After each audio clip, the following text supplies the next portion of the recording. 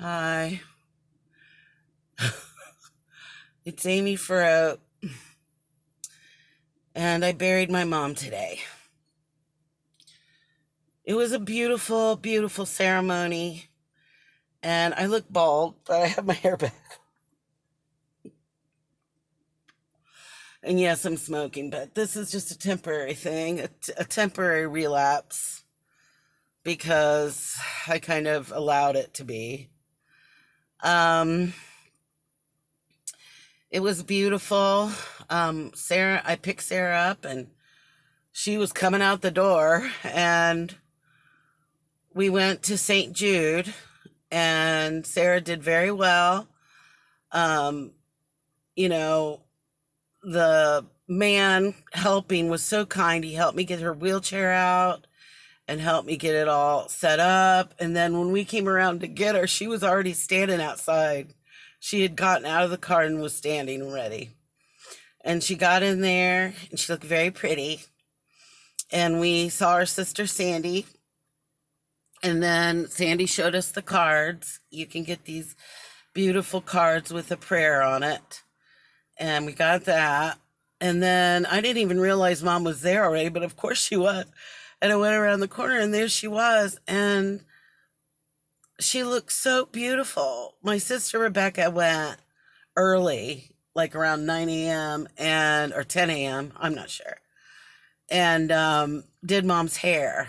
And Becky always did mom's hair. And mom's hair was not easy to do.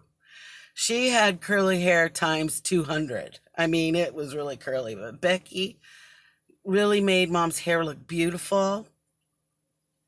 And, um, everyone was there, and then everybody was just standing around talking and looking at mom. And Sarah was so sweet, you know. And then we did a rosary. It was beautiful. Was playing it on her phone, and we all followed along. And then Sarah and I went ahead and went up front first. We didn't go through the procession because it goes through like this office and then up the thing.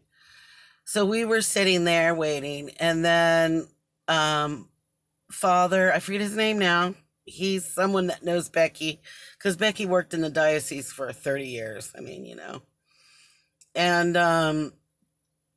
the guy playing piano, his last name is Gage. I forget his first name. I'm really good. But he played the piano and sang, and it was really beautiful. And they had the mass, and my niece Miriam and my nephew Paul did readings. And then Paul's child, oh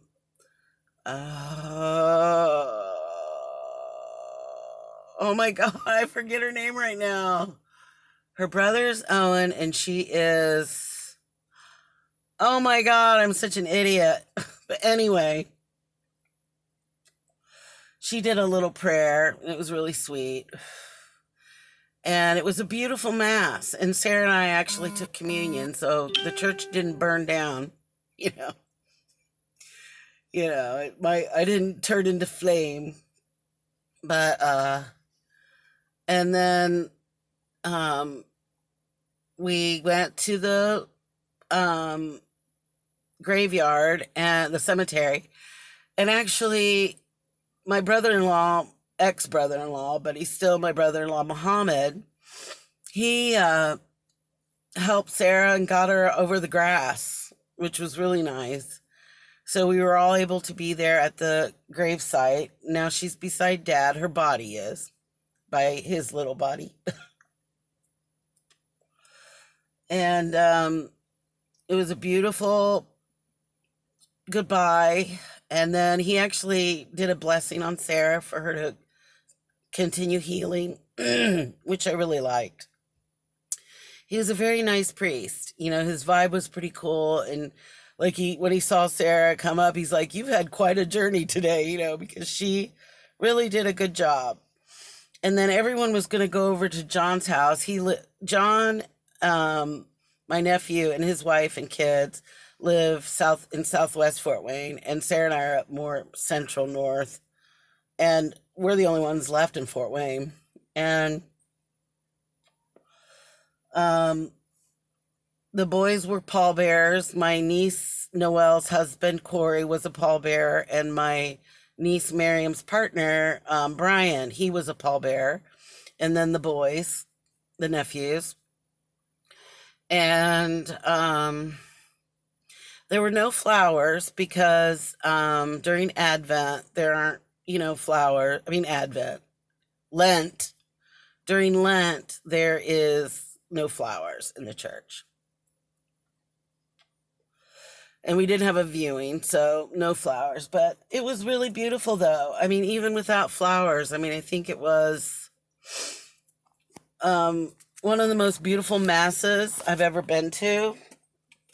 And uh, it was really nice. And then Saturday, Paul, like I said, John had everybody over, and because of COVID, he has this big driveway, and they were going to set up, and they had ordered pasta from Salvatore's, which sounded great. But Sarah can't be out in the cold very long. She gets freezing, and like I was outside the whole time pretty much because it was so nice out, but to her she was like, ugh. So I knew that wouldn't work. Plus, I had promised that I would take her out to eat. And so we went to Granite City, I think is what it's called. And she got a cheeseburger and I got an Impossible Burger. And we had a really good time and we were laughing and everything. And then after that, we went to the hotel where Miriam, Noelle, and their husbands and Becky were staying.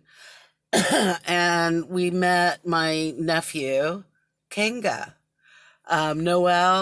Miriam and Brian's son, furry son. And he was so incredibly awesome. I was telling him, I'm your aunt. And he was like, hey. And then he wanted to fight with me. And I was like, ah. We had a good time. And that was it. And then I took Sarah to see our doggies. And it's funny, they know when she's in the car. And they won't pee or anything. They just want to get in there and get her. And so they loved her up. And she was pretty uncomfortable by this point. A very long day emotionally and physically for her. And so after that, we went ahead and I took her back to Signature Nursing Home. And I also bought her some M&Ms, a little bag of M&Ms and a pop because when you're in mourning, you need chocolate. So I wanted to make sure she had that. And it was weird. Like, I'm just realizing today that Mom is dead. And I think seeing her body, I realized she was dead, because even when she was declining so rapidly and really ill, it was still Mom, and so it was hard to differentiate. Not differentiate, but I don't know, put it all together. I couldn't, I still, every once in a while it'll hit me. Like I'll see something about, like I'm watching 600-Pound Life and this woman's mother is with her and willing to learn how to cook whatever she needs and stuff like that. And she's so caring and loving to her daughter and helpful. And I thought that's like our mom. I mean, I would lay there in her arms. When I first started having sleep apnea issues, I would fall asleep. And I'm sure I was like, and she just held me like I was a baby in her arms. So, Mom, she's gone, she's dead. And so she's moved on to whatever we do. I mean, everybody knows nobody knows. Everybody knows that nobody knows. We have an idea, but, I think, of course we don't know what the fuck is going to happen. But with Mom passing away, though, I don't want to say I had an epiphany or an awakening or something, but I definitely saw that I need to get it together. And I know I've said this a million times, but I really feel like for Mom, I have to live. I've been going through it's so funny, very depressive time, like sleeping hours upon end and years actually, because the house is a wreck and the car is a wreck. I was so embarrassed today because everybody saw the inside of the car. My eyes are like black because I'm so tired. But I just am not ready to go to sleep yet. I thought I would go to bed right away, but I'm just still like just processing it. And it was so great to see the girls, Noelle and Miriam. They always brighten my day. And the boys, Sandy's kids, Paul, John, and uh, Peter, they're handsome men, and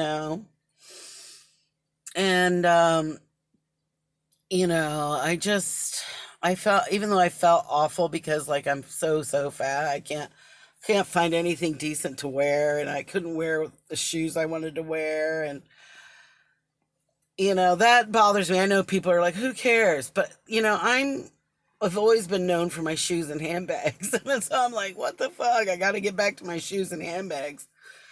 But I just, oh, and Miriam had a beautiful outfit on. It's a jumpsuit, um, a creation from the designer she works for. And don't ask me the name because I never fucking remember. Very exciting, but she looked gorgeous, of course.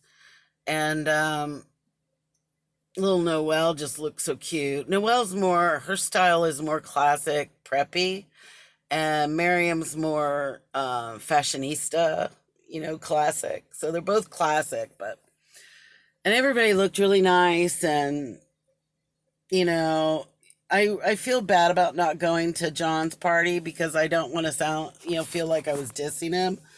But Sarah was like, I knew she wouldn't be able to make it. When we had to wait outside of the Embassy Theater after seeing Steely Dan, Sarah was like literally like agitated beyond belief because she was so cold. She cannot take the cold. So, and it's so funny because we were both always took the cold. I love the cold. If it's cold out, I'm like, good, because I'm not sweating. But, and then, I've just been here at home with the doggies, and I got them a quarter pounder with cheese, no slivered onions, and they're going to have that in a minute because I was going to give it to them with Barry's insulin shot. And I know I'm a good mom. Here, to have your insulin shot. Now, here's a hamburger. But they only eat the meat part. They don't eat the bread. They don't ever want the bread. So, anywho, that's the news of the day. I started crying really hard at the beginning of the mass. I mean, I was suddenly just losing it. And I think it's because I haven't really cried. And I finally just realized I'm saying goodbye. It's not like I'm going to go see mom. I drove downstate past St. Anne's after dropping Sarah off. And I was just like, I'm not going to go into St. Anne's anymore to see mom. And I'm really happy that she's with dad in heaven, and I hope it's heaven. I mean, we don't know. I hope, maybe we just end. Maybe this is it. Or, it's anyway, I just think that whatever it is, she's happy, and she's no longer confused, in dementia, and she's no longer ill or hurting or upset. I just feel like that is true. That much is true. That whatever you're suffering goes away because you're moved on, you're moving on. And I do, whether you believe in God or not, I think we're all connected to Source, which is God. And we're all gods because we're made from God. I don't even want to say him or her because, God to me sounds more like a girl because um, a, a creator, women are the creators of the universe because of our ability to breed. Anyway, I'm not going to ramble on that one, but I don't really know anything. I mean, I think that's obvious. But I just wanted to make a video and say thank you to everyone who were so kind to me during this time, and well wishing and love and condolences. Thank you, thank you, thank you. And, it was a very nice funeral. It wasn't a big, expensive funeral. We can't, none of us can really afford that. But it was beautiful. The casket matched mom. The color and the interior was a light beige, which was mom's favorite color all her life. She fucking wore beige like nobody else. And so that's it. I hope that she's happy and free and laughing her ass off because dad is hilarious. I know they're together, wherever, whatever is. And, they were like storybook love, that they shared. And I've told this many times, but dad used to say to us kids, I just want you to know that if it comes between you and your mother, I'm picking your mother. She's number one. You guys, if that's a problem, see ya because mom is number one. So, and we'd be like, thank you, daddy. I think, you know, hurt, crushed. But anyway, I'll ramble for decades if I don't stop this. But anyway, I just want to make a video that told you a little bit about it, and I took pictures of mom, so I that's not morbid, but it doesn't look like mom, but looks like mom. You know what I mean? Because her soul's gone. So your soul is what makes you, and it's moved on. And she looked beautiful. Her hair, when they fix you up for burial, you're hard, like her, if you touched her hands or arms, ice cold and hard. And, but when I touched her hair, it was still soft. And so I was like, okay, you know, her hair is still soft. I love you, Mom. I love you so much. And I'm so happy for you that you're free and you're not worried, sad, or upset. And tell Daddy I love him. And you have fun. No worries. All right, everybody. Thank you again for all your kind words. I could really feel it. I could feel the love and I could feel the wonderful healing energy that you were sending. So remember that we're all connected and that when we do send it out, it goes. I love you all. Good night.